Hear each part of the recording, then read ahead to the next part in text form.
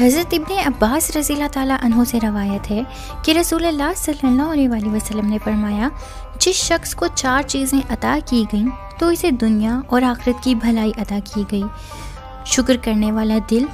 ذکر کرنے والی زبان، مصیبتوں پر صبر کرنے والا جسم، اور ایسی بیوی جو اپنے نفس میں اور اپنے خاوند کے مال میں گناہ یا زیادتی کی خواہش نہیں رکھتی۔ حضرت ابو ہریرہ رسول اللہ صلی اللہ علیہ وسلم سے روایت کرتے ہیں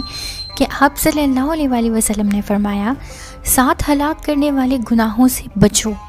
لوگوں نے پوچھا، اے اللہ کے رسول صلی اللہ علیہ وسلم، وہ کون سے گناہ ہیں؟ آپ صلی اللہ علیہ وسلم نے فرمایا، اللہ کے ساتھ کسی کو شریک کرنا،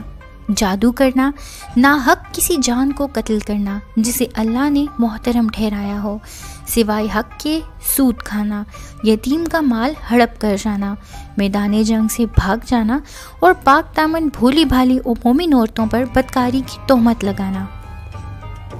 رسول اللہ صلی اللہ علیہ وسلم نے فرمایا، بے شک قیامت کے دن مومن کے ترازو میں سب سے وزنی چیز اخلاق حسنہ ہوں گے، یعنی کہ اچھے اخلاق،